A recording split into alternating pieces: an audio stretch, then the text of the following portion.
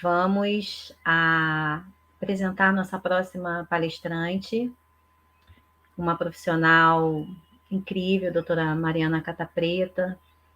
Ela vai trazer para a gente um tema muito importante para o mutismo seletivo. Ela vai falar sobre mutismo seletivo e transtornos alimentares. Existe relação? Doutora Mariana é nutricionista com 21 anos de experiência clínica, formada pela Unirio, mestrado, doutorado pela UERJ, fundadora e diretora do Espaço Inova. Doutora Mariana, muito obrigada por ter aceito o nosso convite. Uma honra ter uma profissional com tanta experiência, com uma fala tão assertiva e importante nesse cenário da nutrição. Muito obrigada. Imagina, eu que agradeço o convite. Vamos conversar aí um pouquinho sobre o transtorno alimentar e o mutismo seletivo.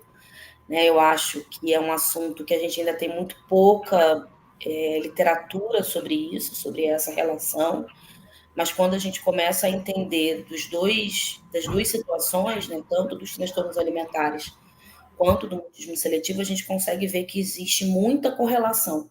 Então, apesar da gente ter ainda poucas evidências efetivamente, de trabalhos, eu vou mostrar aqui para vocês os poucos que existem, na grande maioria das vezes são relatos de caso, mas conhecendo a fundo essas duas questões, a gente consegue entender que existe muita correlação. Muito obrigada, fica à vontade. Vocês podem colocar os slides para... Perfeito. Então, vamos lá, pode passar. A Fran já me apresentou, então eu sou nutricionista formada há 21 anos, esse ano eu fiz 21 anos de formada. Sou formada pela Unirio, fiz mestrado e doutorado na UERJ e tenho aí uma ampla experiência dentro da área clínica, porque eu fui desde UTI adulto até atualmente, eu atuo exclusivamente com crianças e adolescentes com transtornos alimentares, dificuldades alimentares, distúrbio alimentar pediátrico, transtorno alimentar restritivo e evitativo. Então, eu tenho um consultório, eu tenho um espaço que se chama Espaço Inova, onde eu tenho como principal objetivo ressignificar o ato de comer dessas crianças. Pode passar. Bom, então, quando a gente fala de transtorno alimentar, isso é uma frequência no meu consultório e na realidade de quem trabalha com transtorno alimentar. É um olhar de tristeza para um prato de comida. E quando a gente pensa nesse olhar de tristeza para um prato de comida, estando no Brasil, a gente fica mais impactado, porque vivemos num país onde voltamos para o mapa da fome, onde a insegurança alimentar ela é muito grande.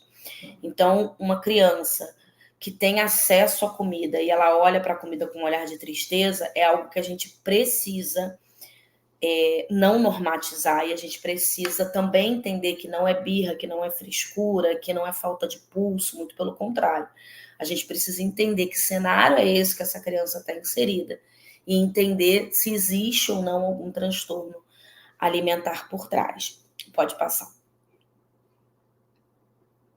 Bom, então nesse mapa mental, a gente tem aí os três, entre aspas, mais famosos transtornos alimentares, que são a anorexia, a bulimia e o comer transtornado, a compulsão alimentar, o TCAP, que a gente chama.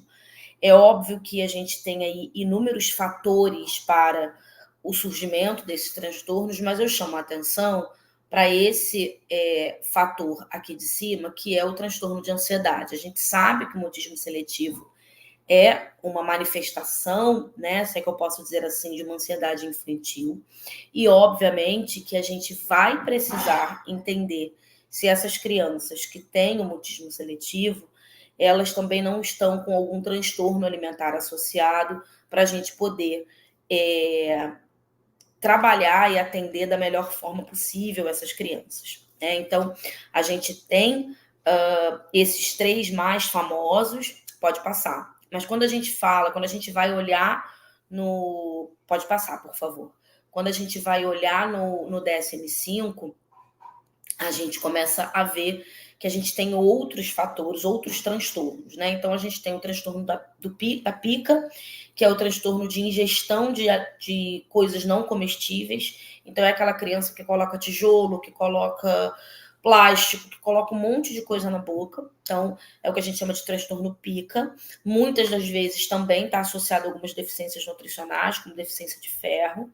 A gente tem o transtorno de ruminação, onde a criança ela consegue literalmente ruminar o alimento, ela consegue fazer com que o alimento que esteja no estômago volte para a boca. E muitas das vezes ela exterioriza esse alimento já parcialmente digerido ou não, ela retorna com esse alimento para o estômago, então ela realmente faz o processo de ruminação. A gente tem o transtorno alimentar restritivo evitativo, que é o TARI, que entrou no DSM-5, e que dentro do TARI a gente tem 3 subtipos, e existe um subtipo que é o subtipo 1, que são de crianças que acometem crianças, né, muitas das vezes apáticas e retraídas. Então, né, dentro do TARI, a gente tem aí algumas questões que a gente precisa olhar para essas crianças, se não são crianças que têm também um mutismo seletivo associado. A anorexia nervosa, que é a recusa alimentar, mas principalmente a distorção da imagem corporal. A bulimia nervosa, que muitas das vezes vem associada à purgação alimentar. Então, a gente tem,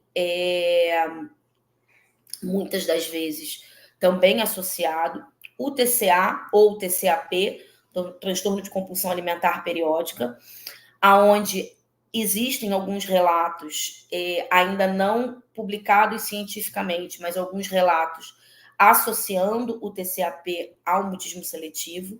E aí a gente tem, dentro do DSM-5, outros 2 transtornos, que são os alimentares especificados, e que aí dentro desses alimentares especificados a gente tem o comer noturno, a gente tem alguns outros transtornos, a ortorexia, e a gente tem o transtorno alimentar não especificado, né? Então, a gente tem uma série de transtornos alimentares, mas alguns possuem características mais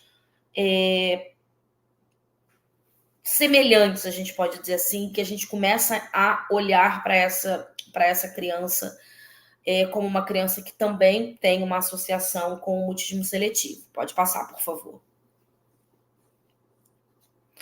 Bom, dentro ainda desses, não mais de transtornos, mas a gente falando das dificuldades alimentares na infância, em 2015, depois do DSM-5, o Kersner, ele faz uma classificação dessas dificuldades, e aí ele divide esse grupo de crianças em 3 grupos, e o primeiro grupo, que fala de crianças com apetite limitado, ele tem também o tópico de crianças apáticas e retraídas, de crianças mais tímidas, e aí são crianças que realmente a gente precisa acender um sinal de alerta se a gente não tem aí um mutismo seletivo acontecendo concomitante.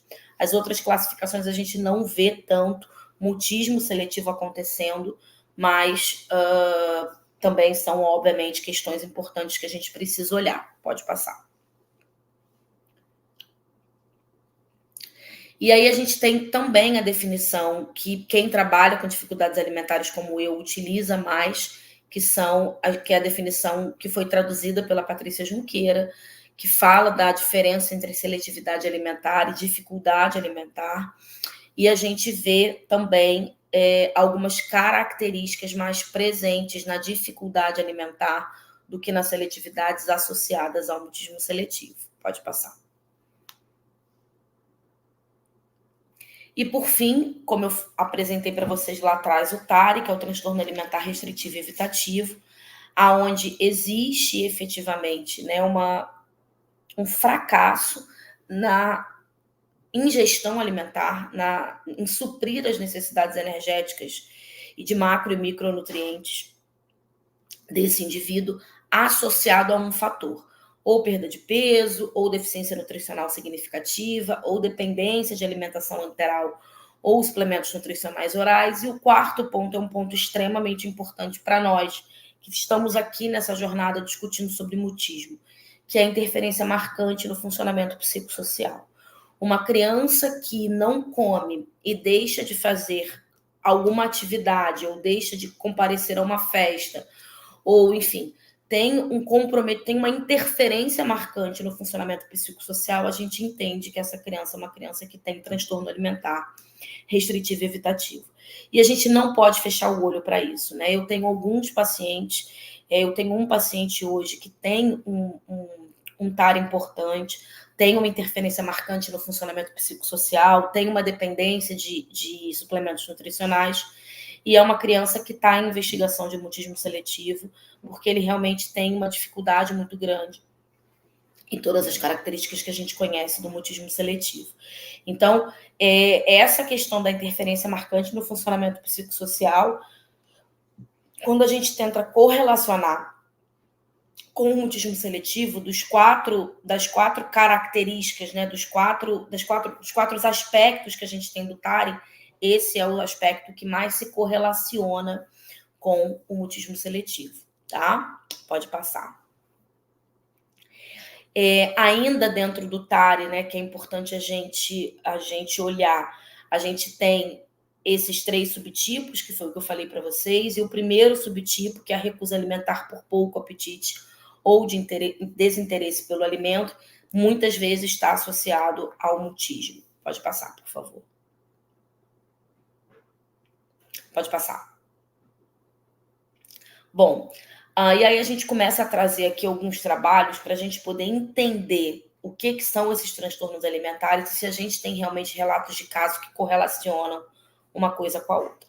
Então, esse é um artigo muito interessante que saiu o ano passado, né, falando efetivamente sobre a epidemiologia do transtorno alimentar restritivo e evitativo em crianças e adolescentes. Pode passar. Onde ele traz para a gente algumas características dessas crianças portadoras de TARI, do transtorno alimentar restritivo e evitativo. E a gente consegue ver aqui mostrando como é que esse estudo foi desenhado, né, que começou com 2.222 artigos, e ele termina com 30 artigos, porque você vai, né, obviamente, eliminando, e você tem todos os critérios de exclusão. E aí o que é interessante nesse trabalho é que eles fazem uma correlação entre o TARI, o transtorno alimentar restritivo e evitativo, e outros transtornos. E quando a gente olha aqui, a maior prevalência de associação com outros transtornos é o transtorno de ansiedade generalizada, é o TAG. Então, quando a gente olha aqui, a gente vê, por exemplo, que existem trabalhos mostrando uma associação de 72% de TARI e TAG, a gente tem que pensar numa associação também com mutismo seletivo. Por que eu acho que a gente tem pouco trabalho associando isso?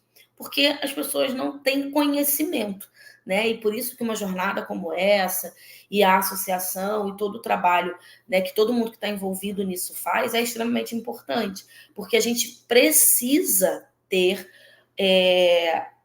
colocar o mutismo seletivo no seu lugar de fala, e dar a importância que o mutismo seletivo merece ter. Então, porque é óbvio que quando a gente fala em TAG, quando a gente fala em transtorno de ansiedade generalizada, isso já é mais, eu não diria que popular, mas é mais conhecido da população, né? E o mutismo seletivo acaba não sendo. Então, assim, será que a gente não tem estudos de associação porque as pessoas sequer procuram? Eu não tenho dúvidas que é isso.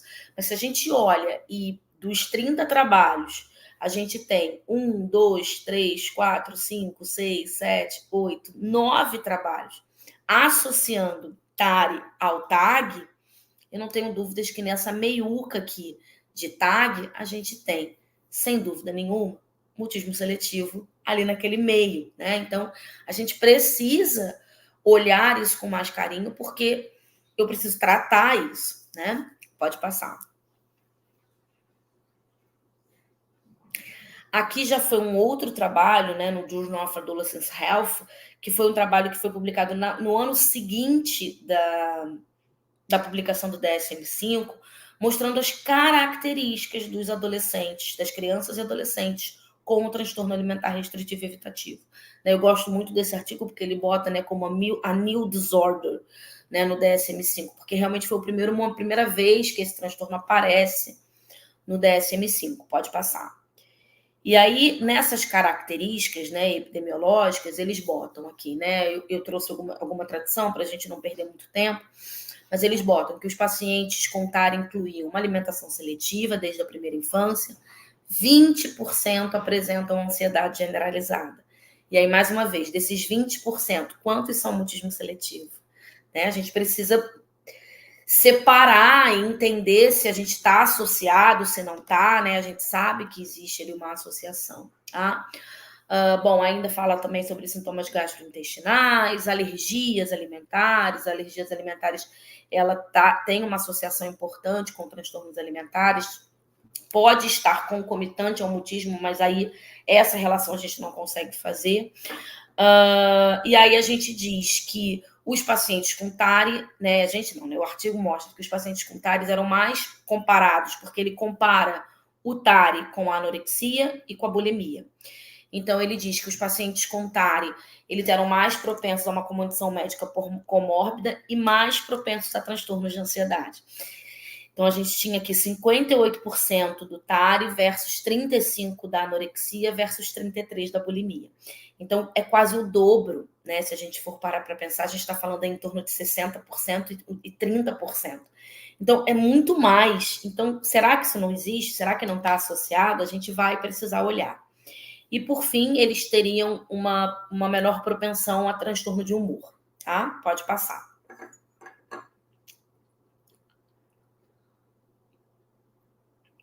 Aqui eu consegui encontrar alguns trabalhos, poucos, mas alguns trabalhos com a correlação, né, do mutismo seletivo e transtornos alimentares. Então, esse é um primeiro trabalho que foi publicado em 2020, que fala, né, sobre as comorbidades psiquiátricas em adolescentes com anorexia nervosa. Então, eles colocam que a idade média de início desse transtorno alimentar foi 13,4 anos e tiveram o primeiro contato com centros de tratamentos de transtorno alimentar aos 14 anos. Aqui no Brasil, a gente tem poucos centros de tratamento para transtornos alimentares especificamente. A gente acaba internando os pacientes em hospitais gerais ou em clínicas psiquiátricas, mas não existe separação, principalmente quando a gente está falando de infanto-juvenil, e o que eu conheço aqui do Rio, né? Eu não consigo falar para vocês de outros estados, mas aqui no Rio de Janeiro, eu sou do Rio, a gente não tem um centro específico, a gente tem clínicas psiquiátricas, mas essas clínicas psiquiátricas acabam colocando os pacientes de transtorno alimentar todos juntos, todo mundo misturado, não tem uma ala separada para transtorno alimentar. Então, a gente acaba tendo muitas dificuldades e muitas das vezes a equipe toma uma decisão da internação e muitas das vezes prefere até a internação num hospital geral do que num hospital psiquiátrico. Pelo menos na minha realidade de transtorno alimentar, tá? O tempo, né, nesse trabalho mostrando o tempo entre o início da doença e o primeiro contato com o serviço variou, né, do serviço desse trabalho de 1 mês a 3 anos. 5 pacientes eram pré-menarca e 33 pós-menarca. O IMC, obviamente, foi um IMC baixo, tá? 25 pacientes, 65,8% necessitaram de internação pelo menos uma vez durante o tratamento. 30% fizeram pelo menos uma tentativa de suicídio. 26 pacientes, né, 68,4%, receberam um tratamento psicofarmacológico. E 47,4% das adolescentes estudadas apresentavam alguma comorbidade na avaliação inicial. E aí, quando a gente vai olhar aqui, a gente vê que uma tinha mutismo seletivo. Então, a gente tem aqui um trabalho de 2020 associando o transtorno alimentar, a anorexia nervosa com o mutismo seletivo, né? Então, eles concluem, né, que um percentual importante de pacientes com anorexia nervosa na adolescência atinge a remissão total da doença, a comorbidade com outros transtornos psiquiátricos é frequente em pacientes sem remissão de TA.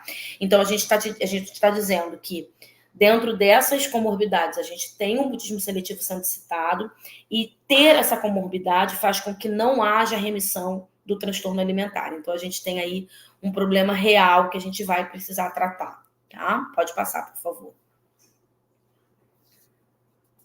Esse já é um outro trabalho, é um relato de caso que fala sobre a recusa completa, a recusa total, né? A síndrome de recusa completa, o que a gente chama de PRS.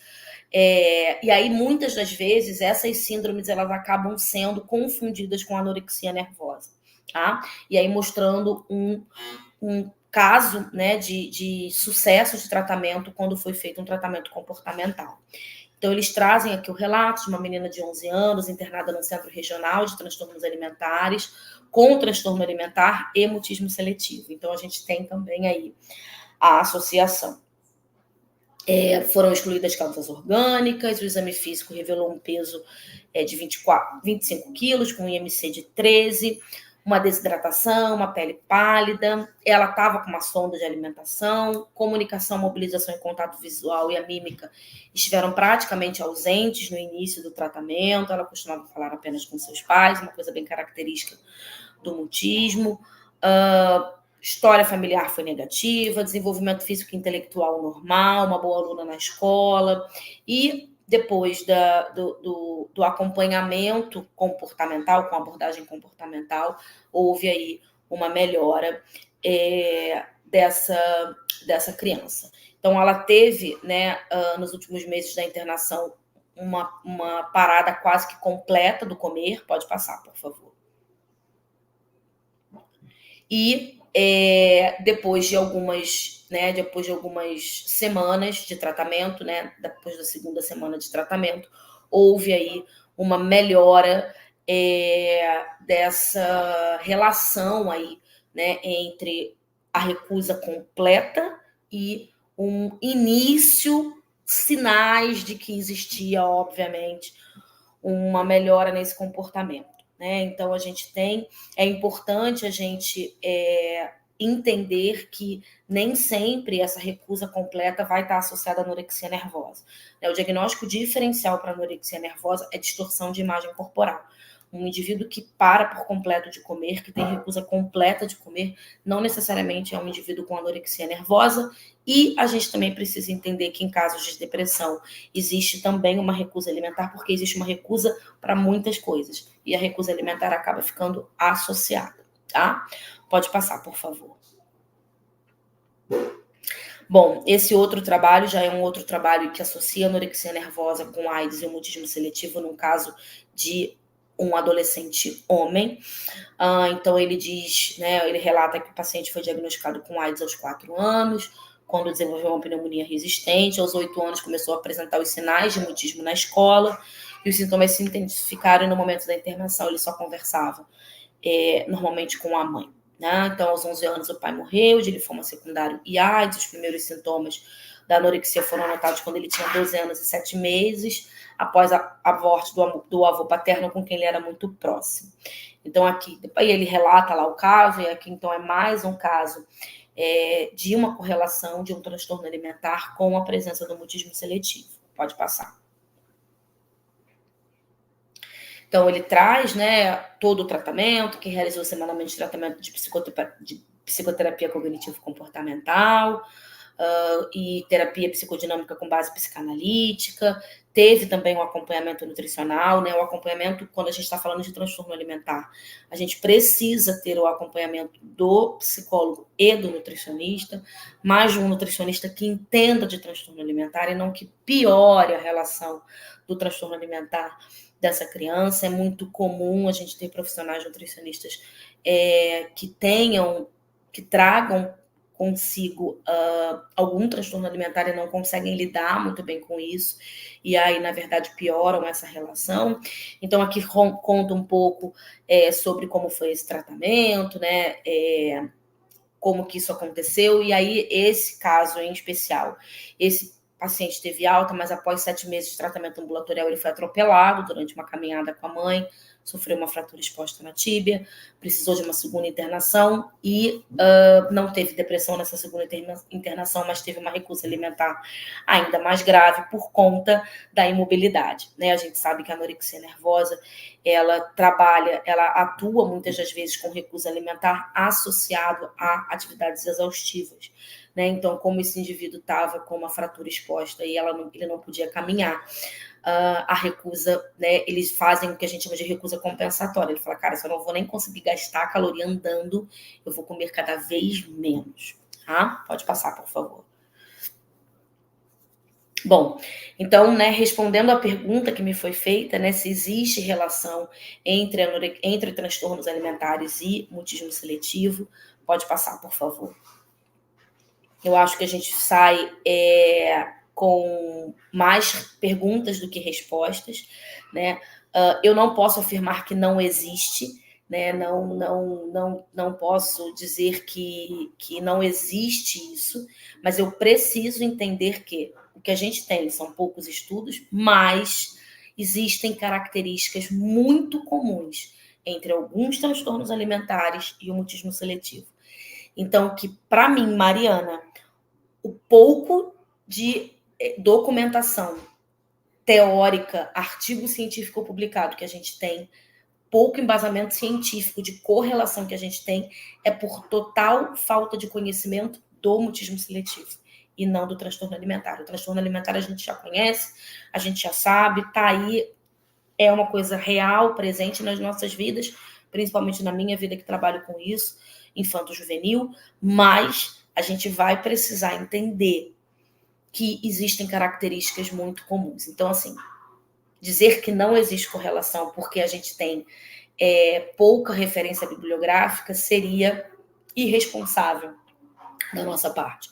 Hoje eu não consigo afirmar categoricamente para vocês se existe ou não existe essa correlação, mas olhando friamente e olhando cientificamente para as características e para os poucos dados que a gente tem, a gente pode dizer sim que existem, que são coisas que namoram, que são coisas que estão ali entrelaçadas e que a gente vai precisar olhar com mais cuidado, né? Então eu sempre digo que todo paciente que chega para mim com transtorno alimentar e tem muita dificuldade de falar comigo, tem muita dificuldade de se expressar, tem associado aí algum outro transtorno de ansiedade, enfim, eu sempre fico com um sinalzinho aqui de alerta, uma luzinha amarela piscando, entre em contato com o psiquiatra, entre em contato com o psicólogo e a gente troca para a gente entender se não existe realmente uma associação dessas duas coisas para a gente poder tratar e dar muito mais qualidade de vida para esse indivíduo. Pode passar, por favor.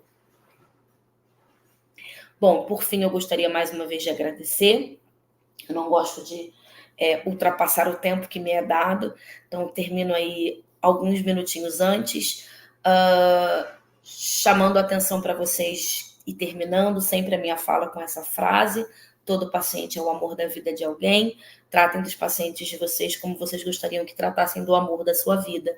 E principalmente quando a gente está falando de criança, de infanto-juvenil. É muito importante que a gente olhe para essas crianças, porque elas são o futuro do nosso país, e que a gente cuide delas para que elas não tenham ou tenham menos dificuldades, né, nessa vida adulta. Muito obrigada pela palestra, obrigada pelo tema importante, de grande relevância. Você falou sobre algo que realmente é pouquíssimo estudado e é muito comum a gente tratar crianças mutistas com essa fragilidade, né, essa vulnerabilidade aí nessa parte alimentar, e a gente entende que a criança mutista tem muitas questões sensoriais, e essa seletividade alimentar, ela aparece em todos os estudos quando a gente fala sobre mutismo. E a gente tem uma pergunta para você. A Ana Paula está perguntando se a seletividade alimentar pode ser considerada um transtorno alimentar. Então, vamos lá. A seletividade, ela é caracterizada pela ingestão de 30 alimentos ou menos, pela criança conseguir provar o alimento, pelo menos, a criança tolerar o alimento no prato e a criança comer pelo menos um alimento de cada grupo alimentar. Então, ela come um cereal, ela come uma leguminosa, ela come uma proteína, ela come um legume, uma verdura e um laticínio. A gente considera esses 6 grupos. Existem mais, mas a gente considera esses 6 grupos. Isso é seletividade alimentar. A partir do momento em que esta seleção de alimentos, e por isso o nome é seletividade, essa seleção de alimentos trouxer consequências como redução de peso, consequência no ganho de peso, comprometimento psicossocial, dependência de suplemento, isso se transforma num transtorno alimentar. Isso se transforma num transtorno alimentar. Então, eu sempre digo, toda criança seletiva tem transtorno alimentar? Não. Mas toda criança com transtorno alimentar restritivo e evitativo, ela é seletiva. Então, não, a seletividade, o nome seletividade não é um transtorno alimentar. A partir do momento, essa seletividade pode se transformar num transtorno alimentar? Pode, a partir do momento em que essa evitação alimentar, a ausência desses alimentos, o não comer alimentos, ou escolher muitos alimentos, comece a trazer consequências para essa criança. Aí sim, isso é um transtorno alimentar. E eu queria acrescentar isso que a Fran falou com relação à questão sensorial, né? A gente vê muito as crianças com mutismo seletivo com questões sensoriais. Então, sim, transtorno de processamento sensorial ou disfunção da integração sensorial, ela é uma das consequências, uma das causas, uma das principais causas da seletividade. Né? Então, às vezes, a criança ela não tolera determinadas texturas por conta da dificuldade sensorial, e isso faz com que ela evite aqueles alimentos. Então, a gente vai precisar, por exemplo, nesse caso, não só de um nutricionista que entenda disso, mas a gente também vai precisar de um terapeuta ocupacional para trabalhar com a gente a questão sensorial dessas crianças, melhorar isso para que a gente possa evoluir, senão a gente não consegue evoluir. E isso que a doutora Mariana está falando é fundamental, é o que está nos estudos. Né? Uma criança mutista que tem essa vulnerabilidade em relação a essa parte alimentar, essa sensibilidade, essa seletividade que a gente está falando aqui, ela expôs muito bem, é uma criança que precisa de, né, tem essa indicação de terapia ocupacional, sendo acompanhada também pela nutrição. Perfeito. Exatamente. Obrigada, tá, Mariana? Imagina, à disposição. Foi uma honra estar aqui com você hoje. Obrigada pela tua fala e a gente Imagina, eu que agradeço o convite. Tchau, tchau, pessoal. Tchau, tudo de bom.